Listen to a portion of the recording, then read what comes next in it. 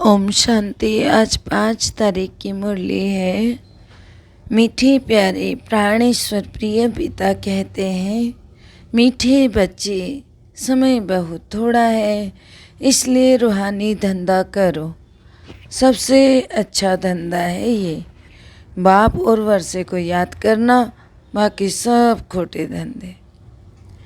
प्रश्न है, तो बच्चों के अंदर कौन सी उत्कंठा होनी चाहिए? उत्तर है, कैसे हम बिगड़ी हुई आत्माओं को सुधारें, सभी को दुख से छुड़ाकर 21 जन्मों के लिए सुख का रास्ता बतावें, सबको बाप का सच्चा सच्चा परिचय दें। यह उत्कंठा तुम बच्चों में होनी चाहिए। गीत है भोलेनाथ से निराला। ओम शांति। ओम शांति। भोलेनाथ बच्चों को ओम शांति का अर्थ भी समझाते हैं, खुद भी कहते हैं ओम शांति, तो बच्चे भी कहते हैं ओम शांति। ओम शांति। ओम शांति का मतलब है अपना परिचय देना कि हम आत्मा शांत स्वरूप हैं, शांति धाम के रहने वाले हैं। हमारा बाप भी वहाँ रहने वाला है। भक्ति मार्ग में भी बाबा बाबा कहते हैं। भल मनुष्य गाते हैं, परंतु है रावण मत पर, तो रावण मत मनुष्य को बिगाड़ती है। बाप आकर बिगड़ी को बनाते हैं। रावण भी एक है ना, राम भी एक है। 5 विकारों को मिलाकर वह कहते हैं रावण। तो रावण अपना राज्य स्थापन करते हैं, शोक वाटिका में बैठने का। तो बाबा कहते हैं वह बिगाड़ते हैं ना, तो वह बनाते हैं। तो रावण बिगाड़ता है, राम बनाता है। तो बाबा कहते हैं ना, परंतु दिखाते हैं 5 विकार पुरुष के, 5 विकार स्त्री के। रावण राज्य में दोनों विकार हैं। तुम जानते हो 5 विकार हमारे में भी थे। अभी हम श्रीमत पर निर्विकारी बनते जाते हैं, बिगड़ी को सुधार रहे हैं, जैसे बाप सबकी बिगड़ी बनाते हैं। तो बच्चों में भी यह उत्कंठा रहनी चाहिए कि कैसे हम बिगड़ी को बनावें। सब मनुष्य मात्र 1-2 को बिगाड़ते ही रहते हैं, बिगड़ी को सुधारने वाला एक ही बाप है। तो जैसे तुम सुधरे हो, वैसे ही तात अर्थात लगन लगी रहे कि कैसे जाकर दुखी आत्माओं की सहायता करें। बाप की जो उत्कंठा है वह सपूत बच्चे ही पूरी कर सकते हैं। बच्चों की बुद्धि में उत्कंठा रहनी चाहिए कि कैसे किसकी बिगड़ी को बनावे। मित्र संबंधियों को भी समझाना चाहिए, उनको भी तो रास्ता बताए ना। दुखी जीव आत्माओं को 21 जन्मों के लिए सुखी बनाए। फिर भी हमारे भाई बहन तो है ना, बहुत दुखी अशांत हैं। हम तो बाप से वर्षा ले रहे हैं, तो ख्याल आना चाहिए कि कैसे जाकर किसको समझाएं, भाषण करें, घर घर जाएं, मंदिर में जाएं। बाप मत देते, मंदिरों में बहुत सर्विस कर सकते हो, भक्त बहुत हैं। अंधश्रद्धा से शिव के मंदिर में बहुत जाते हैं, तो अंदर में कोई ना कोई आस रख कर जाते हैं या नहीं समझते कि शिव हमारा बाप है। उनकी इतनी जो महिमा है तो जरूर कभी कुछ करके गए होंगे। तो शिव के मंदिर में क्यों जाते हैं? अमरनाथ पर यात्रा करने क्यों जाते हैं?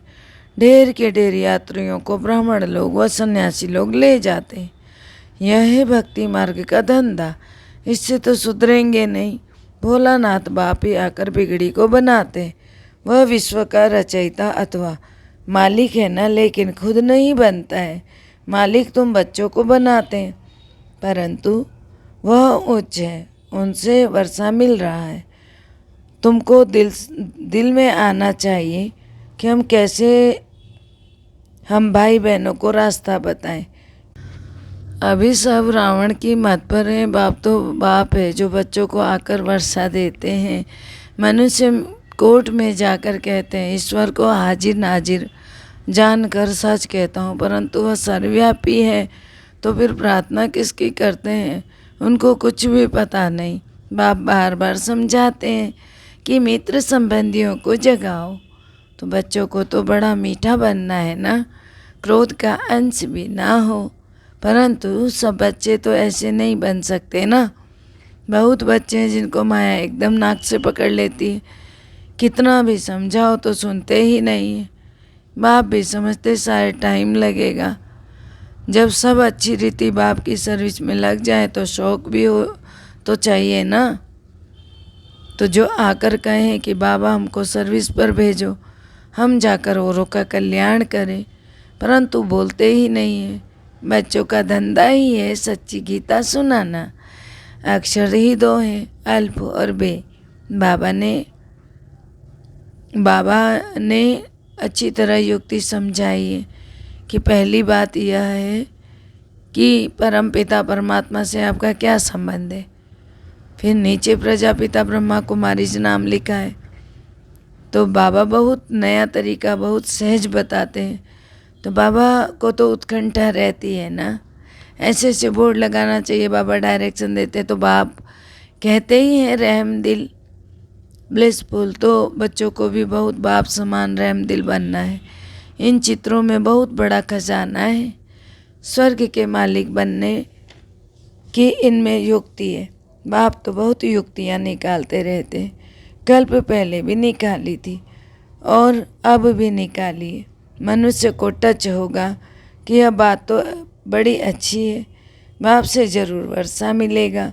यह भी लिख दो स्वर्ग के वर्षे के तुम हकदार हो और आकर समझो। बहुत सहज बात है, सिर्फ बोर्ड बनाकर अच्छी अच्छी जगह पर लगाना है। 10-20 स्थानों पर बोर्ड लगाओ, यह एडवर्टाइजमेंट डाल सकते हो। हमारे जो बिछड़े हुए बच्चे होंगे उन्हों को यह अक्षर लगेंगे, कहेंगे पता तो निकालें। तो यह क्या समझाते हैं, यह भी लिखा हुआ हो कि यह पहेली को समझने से तुम युक्ति से जीवन मुक्ति को पा सकते हो 1 सेकंड में। तो बाप कहते हैं अगर अपनी जीवन बनानी है तो सर्विस करो, अगर पास आकर रिफ्रेश होकर फिर सर्विस करनी है तो भक्ति मार्ग में तो आधा कल्प धक्के खाए, यहाँ तो 1 सेकंड में बाप को जान करके बाप से वर्षा पाना है ना। तो सबकी वानप्रस्थ अवस्था है, मौत सामने खड़ा है, सबसे अच्छा धंधा है यह। बाकी जो भी मनुष्य करते हैं वह तो खोटे धंधे। एक धंधा सिर्फ करना है, बाप और वर्षे को याद करो। तो कॉलेजों में जाकर प्रिंसिपल को भी समझाओ, पढ़ने वाले भी समझें तुम कितना सहज वर्षा ले रहे हो। जितना हो सके बाप को याद करो। अच्छा मीठे मीठे सिकलदे बच्चों प्रति माता पिता बाप दादा का याद प्यार और गुड मॉर्निंग। रूहानी बाप की रूहानी बच्चों को नमस्ते। हम रूहानी बच्चों की रूहानी बाप दादा को दिल व जान से सिक व प्रेम से याद प्यार नमस्कार good morning diamond morning Om Shanti. धारणा है, पहला है बहुत बहुत मीठा बनना है, क्रोध का अंश भी निकाल देना है, बाप समान रहम दिल बनना है, सर्विस पर तत्पर रहना है। दूसरा है मौत सामने खड़ा है, वानप्रस्थ अवस्था है, इसलिए बाप को और वर्षे को याद करना है। भारत को राम राज्य बनाने की सेवा में अपना सब कुछ सफल करना है। मीठे प्यारे बाबा का वरदान है, देह अभिमान के अंश मात्र की भी बलि चढ़ाने वाले महाबलवान भव। सबसे बड़ी कमजोरी है देह अभिमान। देह अभिमान का सूक्ष्म वंश बहुत बड़ा है। देह अभिमान की बलि चढ़ाना अर्थात अंश और वंश सहित समर्पित होना, ऐसे बलि चढ़ाने वाले ही महाबलवान हैं। तो यदि देह अभिमान का कोई भी अंश छिपा कर रख लिया है, अभिमान को ही स्वमान समझ लिया है, तो उनमें अल्पकाल की विजय बल दिखाई देगी, लेकिन बहुत काल की हार समाई हुई है। स्लोगन है, इच्छा नहीं थी लेकिन अच्छा लग गया, यह भी जीवन बंद की स्थिति है। मातेश्वरी जी के अनमोल महावाक्य हैं। पहला है, इस अविनाशी ज्ञान को परमात्मा ज्ञान कहते हैं। इस ज्ञान का मतलब है जीते जी मर जाना, इसलिए कोटों में कोई विरला यह ज्ञान लेने की हिम्मत रखता है। यह तो हम जानते हैं कि यह ज्ञान प्रैक्टिकल जीवन बनाता है। हम तो सुनते ही हैं, वो प्रैक्टिकल में बनते हैं जो सुनते हैं। तो ऐसा ज्ञान कोई साधु संत महात्मा दे नहीं सकते हैं। वो लोग ऐसे नहीं कहेंगे कि मन मना भव। यह फरमान सिर्फ परमात्मा ही क्या कर सकता है। मन मना भव का अर्थ ही मेरे साथ योग लगाओ। अगर मेरे साथ योग लगाएंगे तो मैं तुम्हें पापों से मुक्त करके बैकुंठ की बादशाही दूंगा, तो वहाँ तुम चलकर राज्य करेंगे। इसलिए इस ज्ञान को राजाओं का राजा कहते हैं। तो कहते हैं अब यह ज्ञान लेना बहुत महंगा सौदा है। ज्ञान लेना अर्थात एक ही के धक से जीते जी मर जाना है, एक ही क्या बन जाना है। तो शास्त्रों आदि का तो ज्ञान लेना तो बिल्कुल ही सस्ता सौदा है, उसमें तो घड़ी घड़ी मरना होगा, क्योंकि वो परमात्मा का ज्ञान नहीं देते। इसलिए बाबा कहते हैं अभी जो करना है वो अब करो, यह फिर व्यापार नहीं रहेगा आगे। दूसरा है परमपिता परमात्मा को सच्चिद आनंद स्वरूप कहते हैं। अभी परमात्मा को सत क्यों कहते हैं? क्योंकि वह अविनाशी इमॉर्टल है, तो वो कभी असत नहीं हो सकता, अजर अमर है। तो परमात्मा को चैतन्य रूप भी कहते हैं। तो चैतन्य का अर्थ है परमात्मा भी मन बुद्धि सहित है। उनको नॉलेज भी पीसफुल भी कहते हैं, नॉलेजफुल भी कहते हैं। वो तो ज्ञान और योग सिखला रहे हैं, इसलिए परमात्मा को चैतन्य भी कहते हैं। वो अजन्मा भी है, वो हम आत्माओं माफिक जन्म भी नहीं लेता है। परमात्मा को यह नॉलेज और शांति देने के लिए ब्रह्मा तन का लोन लेना पड़ता है। तो वो जब चैतन्य में, तब तो मुख के द्वारा हमें ज्ञान योग सिखला रहे हैं। फिर परमात्मा को सच्चित आनंद स्वरूप भी कहते हैं। तो यह सब गुण परमात्मा में भरे हुए हैं, इसलिए परमात्मा को सुख दुख से न्यारा कहते हैं।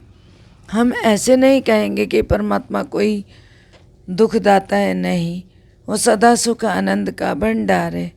जब उसके गुण ही सुख आनंद देने वाले, तो फिर आत्माओं को वो दुख भी कैसे दे सकता है। तीसरा है, बहुत मनुष्य ऐसे समझ बैठे हैं कि यह जो अनादि बना बनाया सृष्टि का ड्रामा चल रहा है, वो सारा परमात्मा चला रहा है। इसीलिए वो कहते हैं मनुष्य के कुछ नहीं हाथ, करन करावन हार स्वामी। तो सब कुछ परमात्मा ही करता है। ऐसे सुख दुख दोनों भाग परमात्मा ने ही बनाया। अब ऐसी बुद्धि वालों को कौन सी बुद्धि कहा जाएगा? पहले उनको तो यह समझाना जरूरी है कि यह अनादि बना बनाया सृष्टि का खेल है, ऑटोमेटिकली चलता रहता है।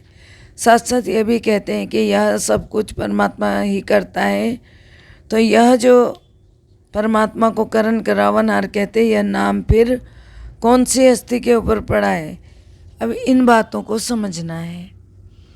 पहले तो यह समझना है कि यह जो सृष्टि का अनादि नियम है, वो तो बना बनाया है ना। जैसे परमात्मा अनादि है, वैसे यह चक्र भी तो अनादि है ना। आदि से लेकर अंत तक अनादि अविनाशी बनाया गया। जैसे बीज में अंडरस्टूड है कि वृक्ष का ज्ञान है, और वृक्ष में अंडरस्टूड है कि दोनों का माइंड है, तो दोनों अविनाशी है। बाकी बीज का क्या काम है? बीज बोना, झाड़ निकलना। अगर बीज न बोया जाए तो वृक्ष उत्पन्न नहीं होगा। परमात्मा भी स्वयं इस सारी सृष्टि का बीज रूप है, और परमात्मा का पार्ट है बीज बोना। परमात्मा ही कहता है कि मैं परमात्मा हूँ ही तब जब बीज बोता हूँ, नहीं तो बीज और वृक्ष अनादि है। अगर बीज नहीं बोया जाए तो वृक्ष भी कैसे निकलेगा? मेरा नाम परमात्मा ही तब है जब मेरा परम कार्य है। तो मेरी सृष्टि वही है जो मैं खुद पाठधारी बन बीज बोता हूँ। तो सृष्टि के आदि भी करता हूँ और अंत भी करता हूँ, और मैं करनधारी बन बीज बोता हूँ, आदि करता हूँ। बीज बोने के समय फिर अंत का भी बीज आता है। फिर सारा झाड़ बीज की ताकत पकड़ लेता है। बीज का मतलब है रचना करना, फिर उसके अंत करना, पुरानी सृष्टि के अंत करना और नई सृष्टि के आदि करना। इसको ही कहते हैं परमात्मा सब कुछ करता है। अच्छा, ओम शांति। सबका भला हो, सब सुख पाएं, सब परमात्मा से जुड़ जाएं, अंत समय में अपना जीवन सफल बनाए, मुक्ति जीवन मुक्ति को पाएं। ओम शांति।